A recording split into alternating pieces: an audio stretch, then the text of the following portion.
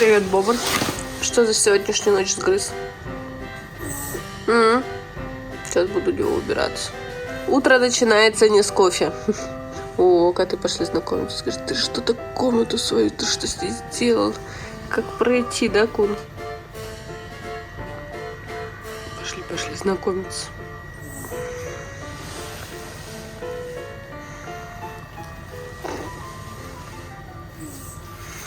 Ладно, значит сначала убраться на него.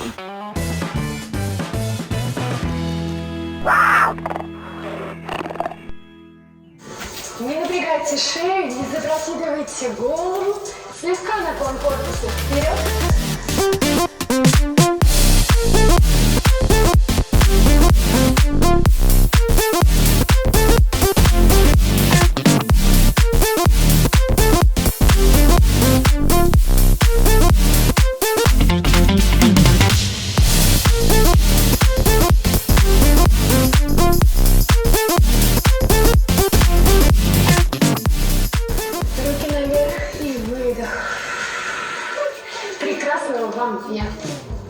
Сегодня вернулись к зарядкам, потому что до этого мы болели, вообще не занимались. И сейчас наконец-то вернулись к зарядкам. Занимаюсь я на платформе FitStars уже 2 года. Сейчас был небольшой перерыв. Но о чем хочется сейчас прямо рассказать. Сейчас у ребят очень крутая штука проходит. Кто покупает подписку с 1 по 29 декабря, во-первых, участвует в розыгрыше, там будет 100 призов, всяких полезностей и вкусняшек, плюс получает 5 сертификатов в подарок, чтобы вы могли этот подарок сделать своим друзьям на 2 недели бесплатного доступа к платформе. Поэтому прям вот самое время сейчас решиться и купить себе, так сказать, абонемент, подписку на этой платформе. Тут котики мне активно помогают рассказывать и показывать. Я сейчас занимаюсь через планшет, мне так удобнее. Здесь более 1400 тренировок, 96 программ разных, даже есть для детей. У меня Алиска тоже, я как-то вам показывала, занимается здесь. Также есть раздел с полезными рецептами и, кстати, очень легкими, которые вы можете себе приготовить.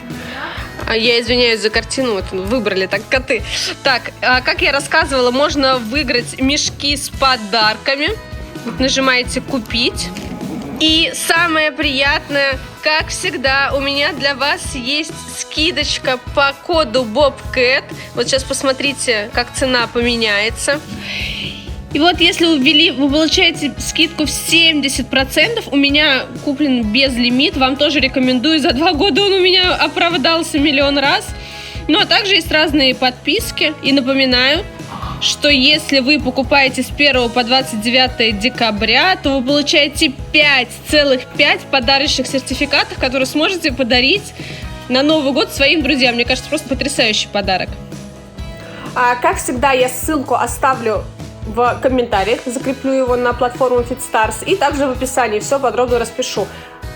Самое время сейчас пойти и купить, заодно у вас будет 5 подарков вашим друзьям. Так, кто у нас тут пузатер? Еще один рыжий пузатер. Одна уже не пузатер, уже все, решился вопрос, вторая пузатер. Чего, теперь ты пошла знакомиться с бобром? Теперь можешь заходить, прибралась немного.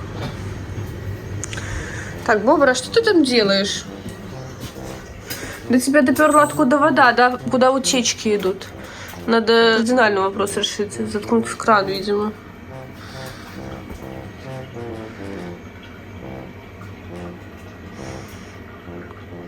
Странно, почему он не жрет этот косяк, а жрет тот косяк? А еще очень большой вопрос. Он не жрет сосну здесь, потому что это сосна, но прям эта сосна его устраивает. В общем, у меня много вопросов. Опять пошел.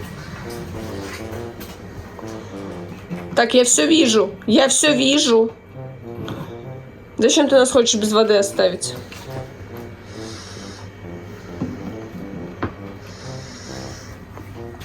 Что он будет с тобой делать, а?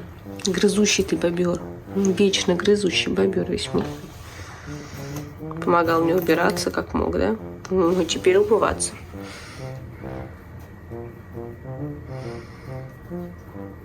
Первая причина не заводить бобра. Вот. в ваших глазах? Что? Что, ночь, как за пипку тебя схвачу сейчас за носиную твою. За пипку твою.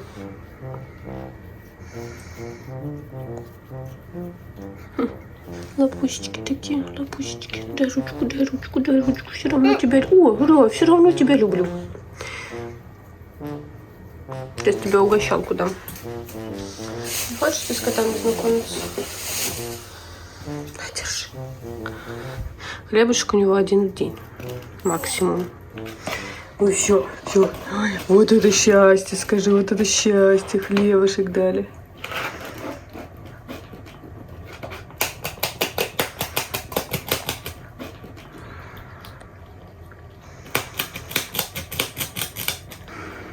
Мистер Кун. Теперь можете зайти. Здесь стало чуть-чуть почище. Не идеально, конечно, еще. Ну, можно зайти теперь, да? Ну, там остатки морковки за ночь. Мистер Бобр еще кушает. Вторая причина не заводить бобра. Я как бы не фиксировала штуку, которая закрывает слив. Вот тут у Юнуса тоже достают его. Он фиксируется обычно там на герметик, на что-нибудь такое. Он его просто выковырял. То есть вот эта вот штука, которая слив, которая пластиковая, она была до конца. Видите, да, уже как он сгрыз ее? Он, кстати, не жрет ее, он просто грызет. Сейчас вам третью покажу причину. И это только в этой комнате. За дверь он тоже взялся. Ну, это царапки, это зубы. Это тоже зубы. Так, я напоминаю для новеньких, которые по-любому появятся в этом видео, потому что видео бобра обычно приводят новеньких людей. Это не моя прихоть, не моя хотелка завести бобра. Так получилось, что этот бобер остался бобр, хотя и так можно. Он остался без родителей, его нашли люди, еще несколько бобрят. Они долго ждали, что появятся их родители. Но они так не появились, видимо, либо охотники их убили, либо еще что-то случилось. Но по непонятным причинам родителей у них не было. Их принесли в центр реабилитации диких животных. Уже в состоянии нестояния. Врач их выхаживала. Насколько мне известно, выжил только Муром. Его зовут Муром. Вот. Проблема заключается в том, что бобры социальные животные, они живут группами, и от родителей они уходят примерно в 3 года. То есть первые 3 года он просто не в силах зимовку нашу пережить у нас сам, в одиночку, он просто умрет. Поэтому до этого он жил у ветеринара на даче, у него там был пруд, все остальное, но с дачи ветеринар, естественно, с лета на зиму уезжает.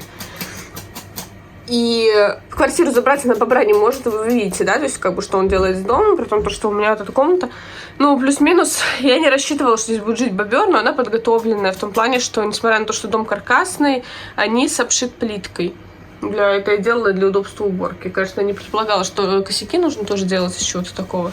Но пока не было бобра, таких проблем не было. Я, на самом деле, нисколько там не ругаю его, ничего такое. Я совершенно спокойно к этому отношусь. Это всего лишь вещи.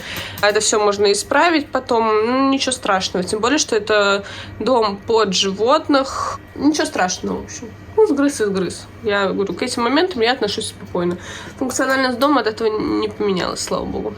Вот. И на время зимовки он попал ко мне, потому что теплых помещений ни у ветеринара нет, в квартиру не взять его. Они у Центра реабилитации диких животных Сирен, который отстраивается на новой территории, тоже сейчас нет возможности его взять к себе на зимовку. Поэтому он попал ко мне на зимовку. Он планируется на выпуск. Так что все, кто сейчас хотят написать «Отпустите бобра на волю», вот вам укажет кто-нибудь в комментариях, я закреплю тайминг. Вперед, слушайте, для вас специально. На волю он обязательно пойдет, но в возрасте 3 лет. Второй вопрос, у кого очень интересует, как же такой вот ты его приручаешь, такой социализированный бобер пойдет на волю? Совершенно спокойно он пойдет на волю. Во-первых, тут вопрос скорее не ко мне, а к центрам реабилитации, потому что реабилитировать на волю не я его буду. Мое дело обеспечить здесь ему еду, тепло, внимание. Внимание в том числе, потому что, как я уже в самом начале сказала, бобры социальные, семейные животные. Им нужно общение. Они живут в семьях. То есть у них нет такого, как там кошки-одиночки или что-то еще. Тем более он еще маленький, он летний. То есть ему там месяцев 6. Ему обязательно нужно общение. Поэтому я ему даю это общение. Понятное дело, я не его мать, я не могу ему ее заменить, научить его там строить плотину, грызть дерево. Но хотя, как видите, он прекрасно справляется. Из своего слива я постоянно достаю дерево, поэтому он прекрасно справляется с генетически заложенными ему функциями.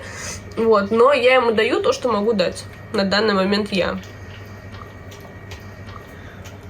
Ванна у него здесь будет. Сейчас он пока ходит ко мне купаться. Да? Чей мой бобер, мокрый бобер. Мокрый бобр. Укусить он может, прокусить палец может, но он этого не делает, потому что он меня любит. Ребят, я его кормлю, он живет у меня. И он, да, действительно, он ко мне тянется, он подходит ко мне обниматься, на ручки просится и все остальное, потому что он ребенок еще, ему нужно внимание. Опять же, повторюсь, бобры очень социальные животные, они живут семьями. Только в 3 года примерно они уходят из своей семьи и создают, опять же, новую семью. Как таковых бобров-одиночек, ну, может, и встречаются, но крайне редко. А еще у него классный хвост. Да? Классный хвост. Что ты ругаешься? Чего ты ругаешься? Чего ругаться, он тоже, видите, умеет шипеть. Любит, когда ему ушки чешут. Ну, ты ж мой сладкий ребенок. Ты ж мой сладкий ребенок. Вот.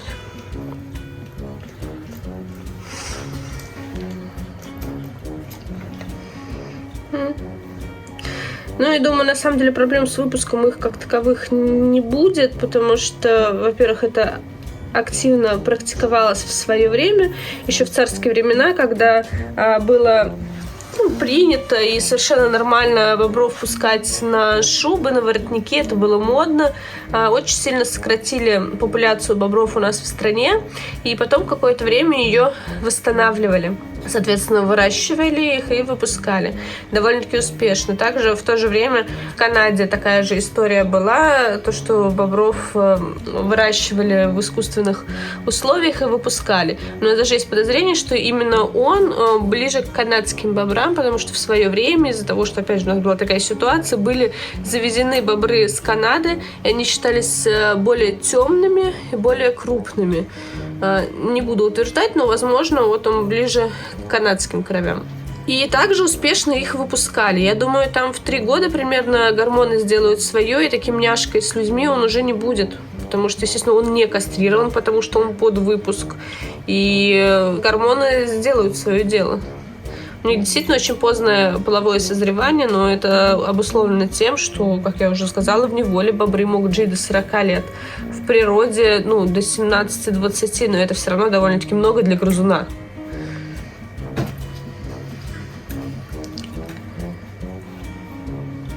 Пойдем по дому еще причинки покажем.